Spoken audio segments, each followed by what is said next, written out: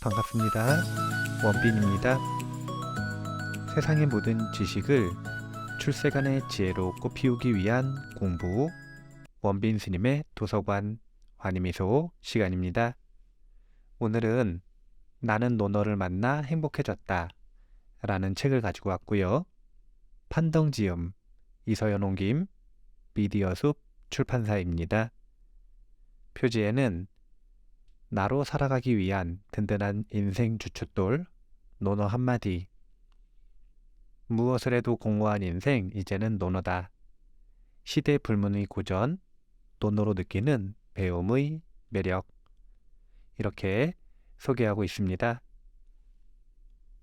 본문을 읽기 전에 들어가며 한번 읽어보겠습니다. 나의 삶을 바꾼 논어의 힘. 나는 매일 세 가지로 자신을 반성한다. 어렸을 적 거실 한쪽 벽의 조잡한 장식화 속에 적혀있던 공자의 말이다.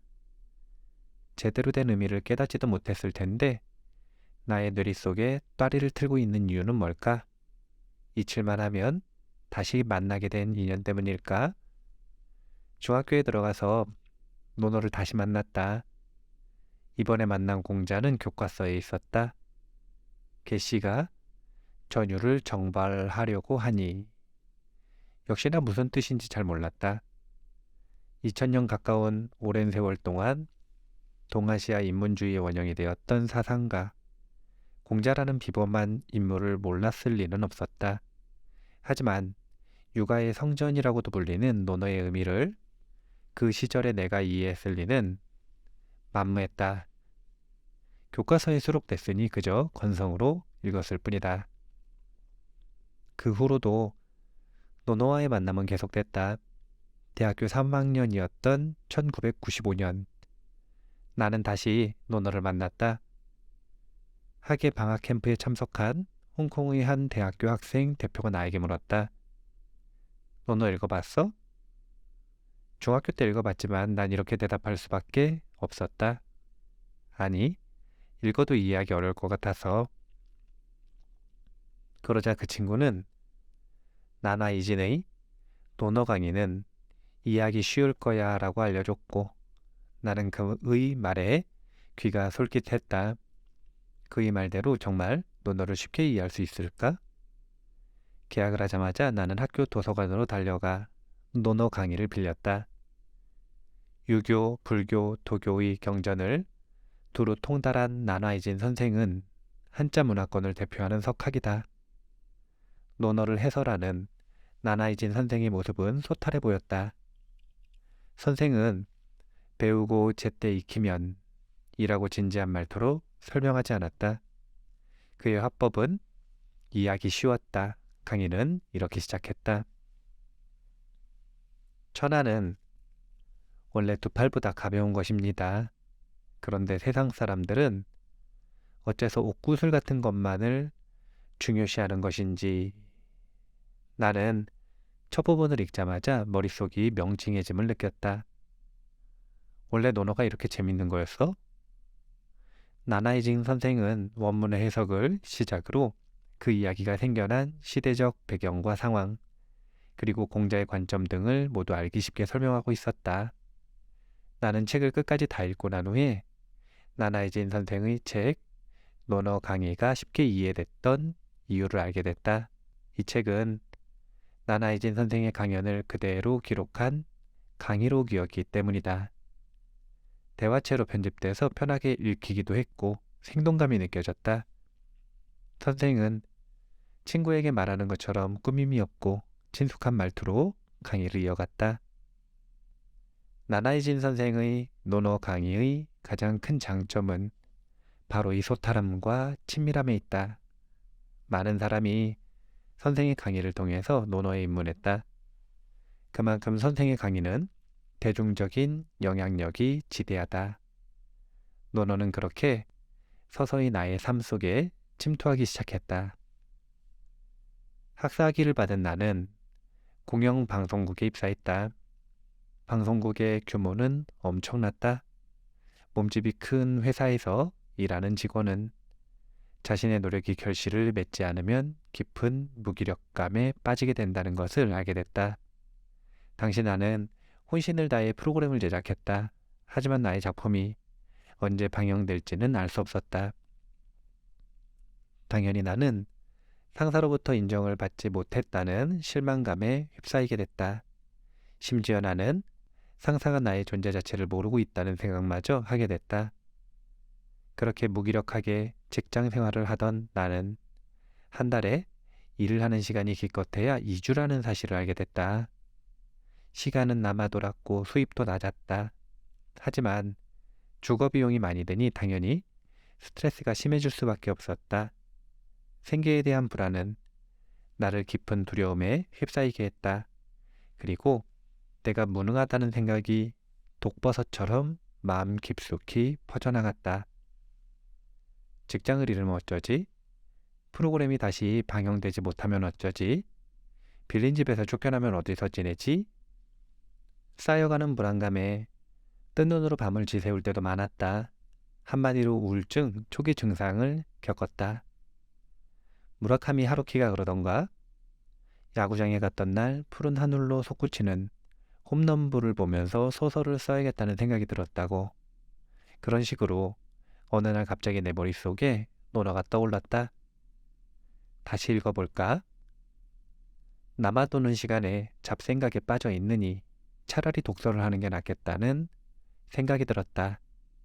나는 논어를 해설한 책들을 1년 동안 파고들었다. 그렇게 나는 논어라는 깊은 심연에 빠져들게 되었다.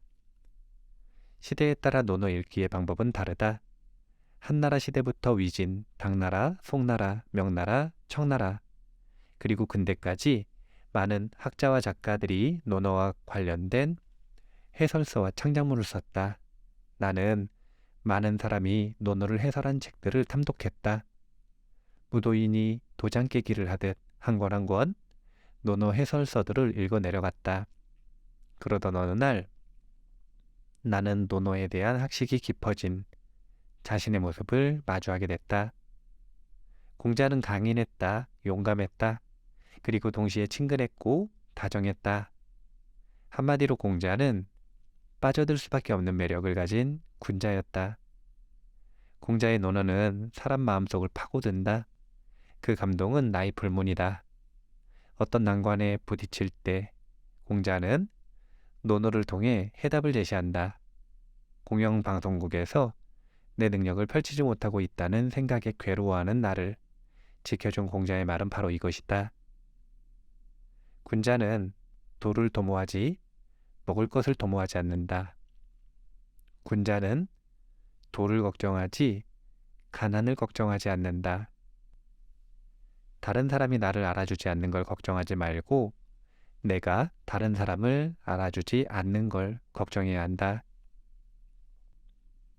공자는 먼 곳에 있지 않았다. 내가 겪고 있는 고통과 근심을 공자도 겪었다니. 나의 문제들은 나 혼자만의 것이 아니라 아주 오래전부터 모든 사람이 겪어온 고통이었던 것이다. 나의 고통은 고작 집세와 업무에 한정되어 있었다. 하지만 공자가 살았던 춘추 전국시대에는 생사가 걸린 일들이 많았다. 그렇게 생각하니 논어에 대한 깨달음이 황홀하게 느껴졌다. 나의 조상들이 논어를 통해 진실한 모습으로 마주할 수 있었던 것이다. 내 몸 안에 흐르는 피는 조상으로부터 물려받은 것이다. 조상의 사상이 나의 문제를 해결할 수 있고 나도 조상의 생각들을 이해할 수 있다는 믿음이 생겨난 것이다. 논어를 읽고 나는 근심에 잠을 이루지 못하는 일이 없어졌다. 심지어 방송국에 사표를 제출했을 때도 초조함이나 불안감에 휩싸이지 않았다. 내 마음이 행복과 평온함을 되찾을 수 있었던 이유는 모두 공자의 말 덕분이다. 공자는 말했다. 아침에 도를 들으면 저녁에 죽어도 좋다. 급작스러운 상황에서도 반드시 어지러야 하며 공공한 상황에서도 반드시 어지러야 한다. 저자 판덕. 고전을 통해서 자신이 살아가는 삶 속의 다양한 문제를 해결한 사람들은 많습니다. 그 중에서도 아무래도 동아시아 문화권에서는 공자님의 저서죠. 논어, 이 논어를 통해서 삶의 답을 찾은 사람들이 많습니다. 그래서 저자는 논어 속에서 본인이 힌트를 얻었던 내용들을 글로 적어서 많은 사람들이 힌트를 얻었으면 좋겠다라는 마음가짐을 가지고 있는 것 같습니다. 한 꼭지 읽어볼게요. 하기부렴. 더 큰 만족을 원한다면 허기진 상태로 머물러라. 공자가 말하길 묵묵히 하는 것, 배움을 실증내지 않는 것, 사람 가르치기를 게을리하지 않는 것, 이것 중에 나에게 무엇이 있겠느냐? 자왈, 무기지지, 하기부렴, 회인불권, 하유아제, 원문이었네요. 공자가 배움에 대한 세 가지를 말하고 있다. 묵묵히 하는 것, 배움을 실증내지 않는 것, 가르침을 게을리하지 않는 것. 첫 번째로 말한 묵묵히 하는 것은 지식을 쌓고 묵묵히 공부하는 것이다. 두 번째는 배움을 실증내지 않는 것이다. 문장에 쓰인 염은 고문에서 싫다는 뜻으로 해석하기도 한다. 가령 어떤 물건이 지나치게 많아져 귀찮고 싫어지는 상태를 염으로 표현했다. 따라서 배움을 실증내지 않는 것은 배운 것이 너무 많아도 실증을 내지 않는다는 것을 말한다. 즉 언제나 배우고자 하는 의욕이 넘치는 상태인 것이다. 세 번째, 가르치기를 게을리하지 않는 것은 다른 사람을 가르치는 것을 고생이라 생각하지 않는 태도를 말한다. 사람을 가르친다는 것은 결코 쉽지 않은 일이다. 자루와 같이 거친 제자는 특히 그렇다. 배우는 것보다 가르치는 일이 더 고될 수도 있다. 하지만 공자처럼 배움을 즐기는 경지에 오른다면 가르치는 것도 즐길 수 있다. 배움을 실증내지 않는 것과 가르치기를 게을리하지 않는 것은 끈기가 필요한 일이다. 공자는 자신이 성인을 만난 적이 없고 어진 사람을 본 적도 없다고 말했다. 성인과 어짐의 경지는 너무 높아서 평생 노력해도 이르지 못할 수 있기 때문이다. 끈기가 있는 사람은 한결같은 사람을 말한다. 배움을 실증내지 않고 가르치기를 게을리하지 않는다면 그 사람은 끈기를 가지고 있다고 말할 수 있다. 일반 사람은 하기 힘든 세 가지 일을 공자는 어떻게 어렵지 않게 해나갈 수 있다고 말한 것일까? 만족감을 억제하는 능력이 강한 사람일수록 큰 일을 쉽게 할 수 있다는 만족지연이라는 심리학 이론이 있다. 만족지연 행동을 하는 사람들은 더 큰 보상을 위하여 작은 보상을 뒤로 미룰 것인지를 결정하는 지연 선택을 하게 된다. 만약 더 큰 보상을 선택했다면 그것을 얻기 위해서는 참고 견디는 인내력이 필요하다. 만족지역 능력은 생애 초기부터 시작되어 나이에 따라 속도를 달리하며 발달된다. 부모는 아이에게 힘들더라도 지금 열심히 공부한다면 성인이 되어 좋은 삶을 살 수 있을 것이라고 충고한다. 아이들 대부분은 그 사실을 알고 있지만 모두가 그렇게 행동하는 것은 아니다. 만족지역 능력이 높은 아이들만 공부에 매진할 수 있는 것이다. 만족감을 지원하는 힘은 아주 중요한 능력이다. 일반 사람들은 배움에 실증을 내고 무언가를 가르쳐주면 당장 보답을 얻기를 원한다. 즉각적인 반응이 없다면 사람들은 이를 쉽게 포기한다. 좀 더 큰 일을 할 수 없는 이유는 만족감을 지연하는 능력이 낮기 때문이다. 배움을 실증내고 사람을 가르치는 것을 게을리하는 근본적인 원인은 배우고 가르치는 것 자체에 즐거움을 느끼지 않고 자신의 이익을 따지기 때문이다. 공자는 배우고 가르치는 일 자체에서 즐거움을 얻었기에 지치지 않을 수 있었다. 공자에게 배움은 인내해야 하는 과정이 아니었다. 배움을 인내해야 하는 과정으로 받아들이는 사람은 어느 단계가 되면 배움을 멈추겠다는 생각을 품고 있다.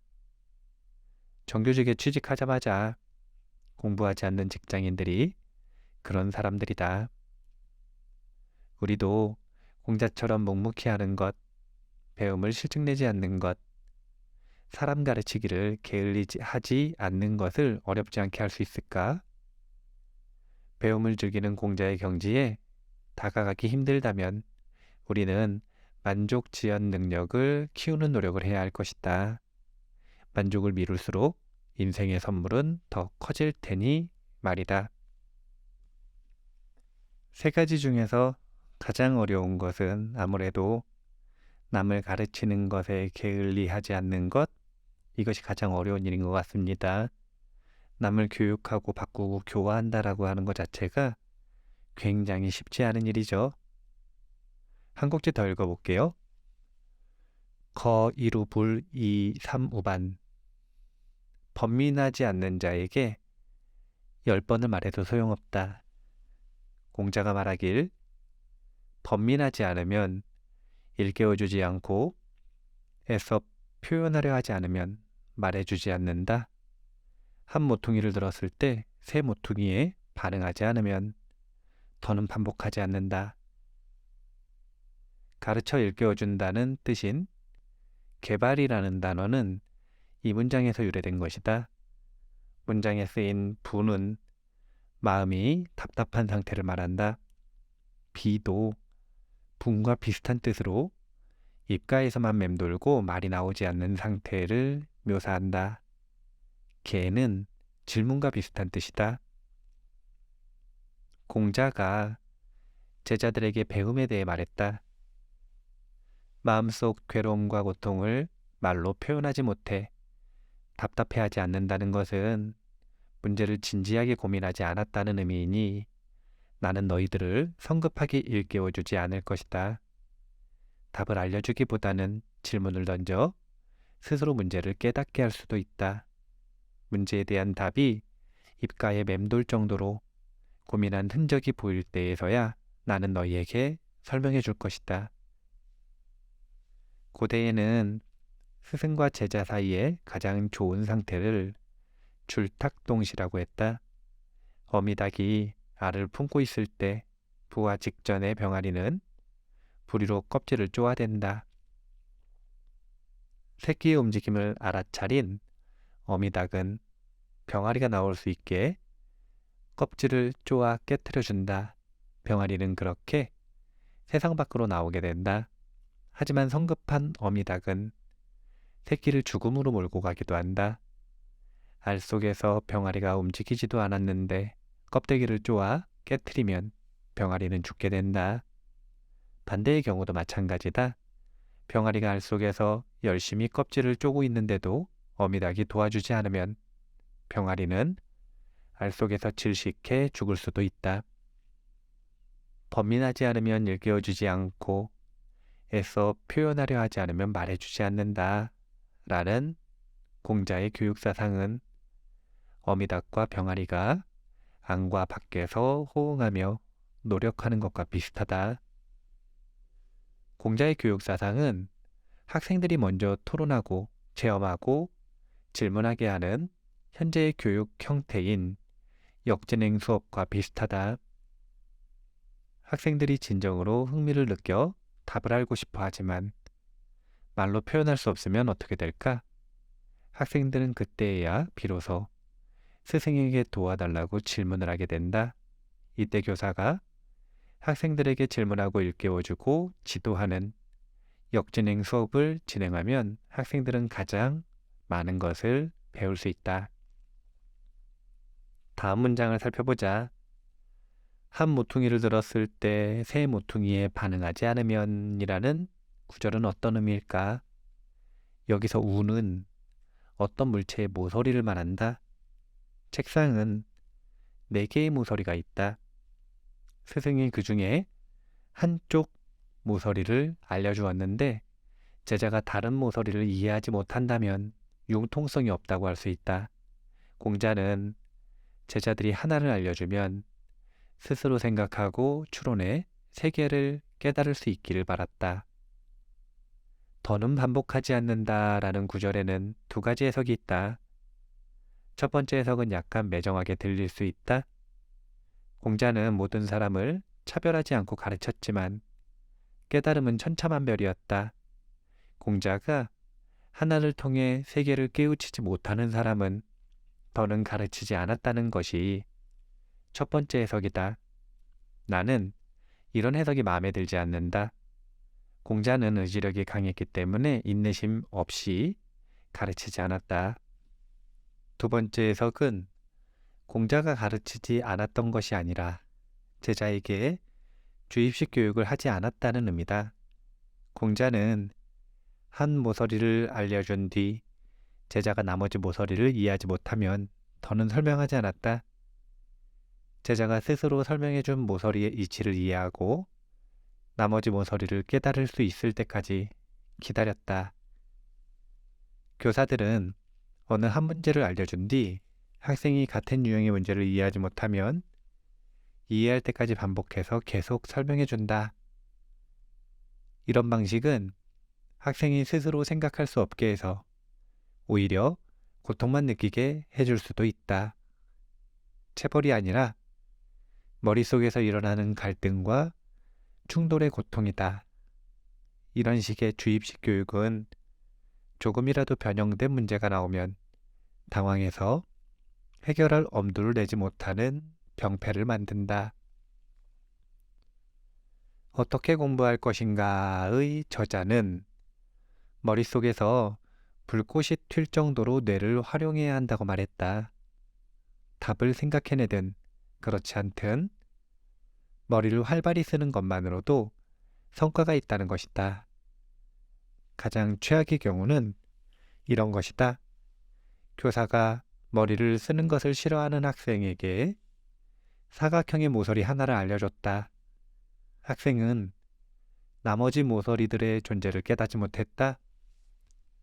교사는 다른 모서리의 존재를 알려주었다. 하지만 그 학생은 처음 알려준 모서리에 대해서만 질문을 한다.